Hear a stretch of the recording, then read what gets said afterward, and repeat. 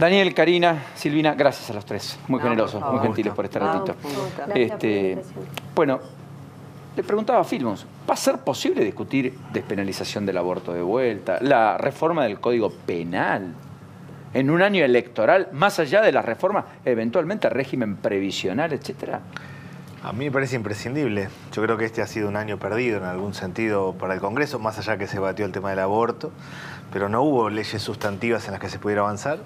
Que la Argentina tiene un problema previsional es recontra evidente y que cada día se agudiza más.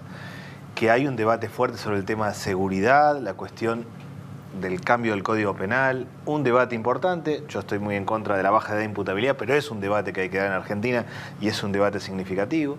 La discusión sobre el financiamiento de la política es sustantivo. Yo aspiro que sí. A mí me parece que la sociedad está 3 pasos adelante de la política y está esperando que el Congreso trabaje y plantee estos temas. ¿El oficialismo lo va a impulsar, Karina? Sí, y además así lo hemos hecho, por ejemplo, en el año 2017, que también fue un año electoral muy importante, trascendente, incluso bisagra para todo lo que fue la consolidación de Cambiemos, y en donde sí trabajamos en el Congreso. Acá lo más importante es los acuerdos políticos al sentarnos en el recinto. Nosotros no somos mayoría, no podemos imponer una mayoría y tiene que ver principalmente con el acuerdo de las otras fuerzas que integran el Congreso, si realmente tienen vocación de legislar o en realidad vamos a hacer un como sí, porque vamos a atravesar un año principalmente electoral que comienza en Chubut y que continúa, pero Ley de Barra Bravas lo obturó parte de Cambiemos, fue Lustol que dijo vuelva a comisión y algunos acompañaron. Quiero decir, esa solidez de Cambiemos que estuvo resquebrajada en este semestre, incluso con la despenalización del aborto, ¿volverá a ser solidez o habrá más ruido? Por eso le preguntaba respecto a cuál va a ser la impronta. Yo no creo que fue un tema de Cambiemos en el caso de Lustó pidiendo que vuelva, porque en realidad había una posición muy clara de la oposición en no acompañar y él escuchó ese sistema y solicitó que pase a comisión. Acá se hizo un trabajo y quiero destacar principalmente el trabajo que hizo la diputada Pitiot y Macetani, por ejemplo, junto con Cambiemos en ese proyecto y que volvió principalmente por la intención de la oposición de que no darle el gusto al presidente en sacar esa ley. No estoy en absoluto de acuerdo. Porque la oposición... no fue lo que pasó. Me parece que la oposición planteó cosas en comisión que no fueron tenidas en cuenta. Entonces, cuando llegó al recinto, donde se fueron introduciendo cosas de un modo no prolijo, me parece que quedó en evidencia que los acuerdos no estaban claros.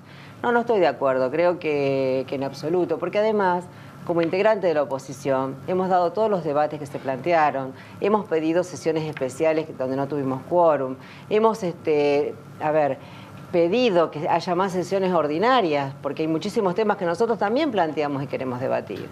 Me parece que en el tema de Barra Brava no se quiso escuchar a la oposición. Entonces cuando se plantearon cosas, como por ejemplo, quedaba en evidencia que una persona...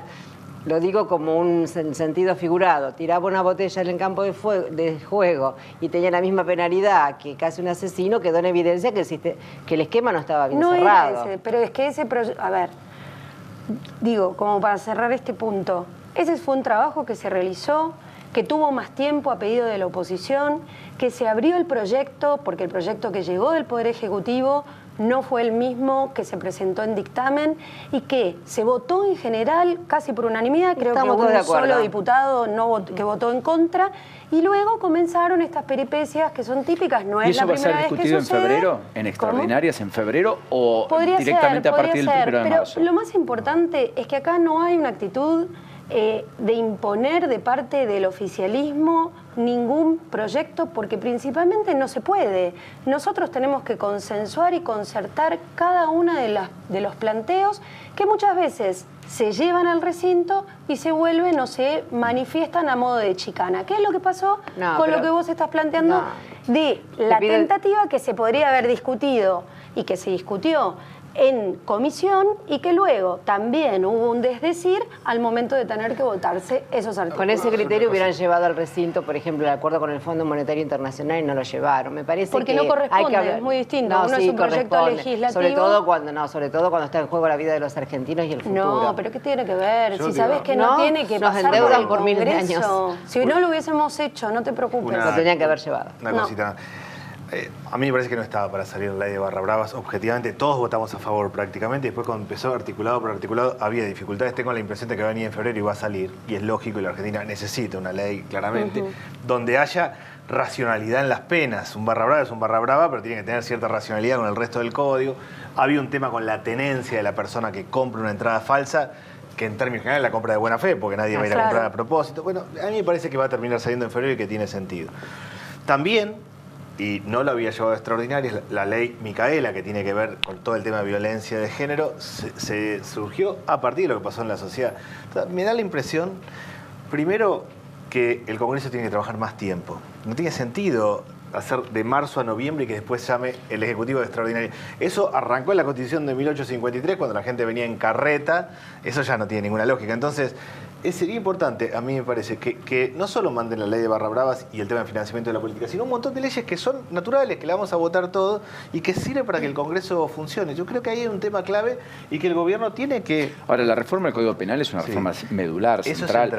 Eso es muy relevante que pueda ser discutido porque incorporan figuras delictivas que no están, caso del grooming, etcétera. Le ponen a los delitos de la corrupción un corsé diferente a los que tienen hoy. Hay que llevarlo al siglo XXI. Y ojalá se pueda debatir más allá de cuál es el calendario electoral, que efectivamente, como dice Daniel, nosotros podamos tener una participación legislativa que realmente enorgullezca a todos los argentinos, como por ejemplo lo que fue el debate de aborto, largo, extenso, que quizás hizo que el Congreso estuviese abocado a este tema, pero creo que logramos, incluso habiendo perdido quienes estábamos a favor, un paso hacia adelante sobre... ¿Y esa discusión va a volver a plantearse?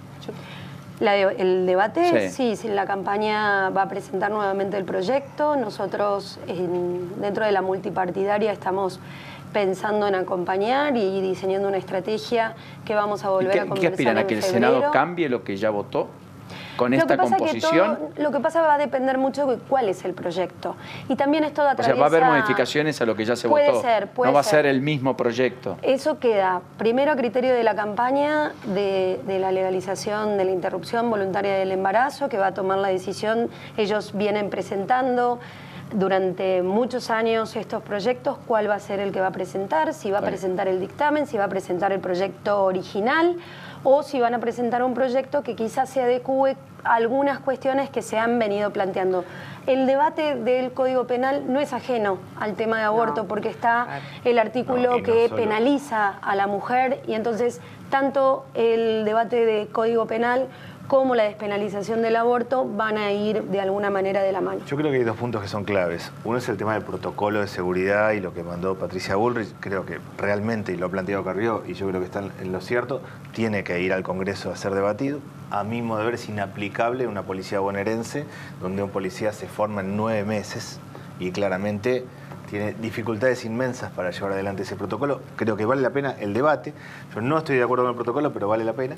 Y el otro punto es que tenemos que lograr que empiecen las clases. Y para lograr que empiecen las clases hay que fortalecer no solo el tema de las paritarias docentes, sino, por ejemplo, reforzar el tema de la ayuda escolar cuando arrancan en marzo. Yo presento un proyecto, espero que el gobierno lo pueda llevar a las extraordinarias, y es que en marzo, para que arranquen las clases, y cuando todas las familias tienen la ayuda escolar para que empiecen, hacer un refuerzo para que logremos... ¿Cuánto es la ayuda hoy y cuánto plantea usted? Yo lo que estoy planteando es una ayuda adicional de 3.000 pesos general. ¿Y hoy? En términos generales es de 1.600 pesos, depende de la categoría, pero en términos generales es así. La mitad de los pibes, si nosotros no los cooptamos y no logramos que vengan en marzo, es difícil después. Debemos lograr que en marzo arranquen todos los chicos. Si no, arrancamos con desgranamiento. Una cuestión que a mí me parece central es generemos las condiciones para que todos arranquen en marzo. También lo que pasa es que estamos jubilaciones, porque el índice de las jubilaciones, porque la Corte les pidió al Congreso que hagan un índice. De todas maneras, ese debate que se dio el año pasado, que claramente perjudicó a los jubilados y las jubiladas,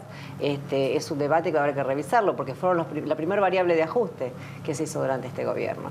Entonces, claramente eso tiene que suceder. Y respecto a la ayuda escolar, por supuesto que coincido, Daniel, pero lo que tenemos que saber es que hoy los índices de deserción escolar están aumentando y mucho tiene que ver con familias que ya no pueden mandar a los chicos a la escuela. Es un dato de la realidad, es un dato que vivimos hablando con la gente en los barrios, hablando con los directores de las escuelas, y muchas veces hay chicos que todavía van por el tema del comedor. Me parece que hay que ver esta realidad que estamos viviendo y que seguramente un refuerzo va a ayudar. pero hay una cuestión de fondo que tiene que ver con que los que todavía tienen salario, su salario se ha desgranado mucho y lo podemos ver en los índices de baja de consumo. Entonces creo que hay temas de fondo que queremos debatir en el Congreso. Nosotros no queremos hacerlos por los medios, queremos hacerlo en el Congreso y tal es así que cada vez que nos fuimos convocados, fuimos a las sesiones y hemos pedido sesiones extraordinarias para un montón de temas que tienen que ver, como dice Daniel, con que a veces la agenda de la gente está mucho más adelante de nuestra propia agenda. Karina, perdón que voy hacia usted, pero lo de las jubilaciones que dice muy bien Lourdes, ¿ya hay proyecto oficial del gobierno o todavía no? No hay un proyecto, hay un borrador que viene trabajando el ANSES.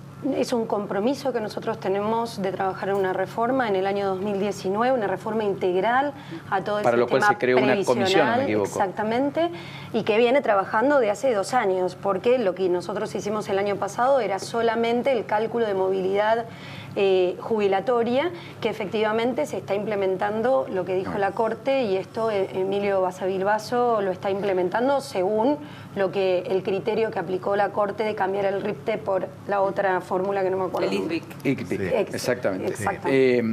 Lo último, agradeciéndole la generosidad a todos. Va a ser un año muy intenso electoral, empieza el calendario en Chubut, pero sigue en Neuquén con la elección el 10 de marzo, etcétera.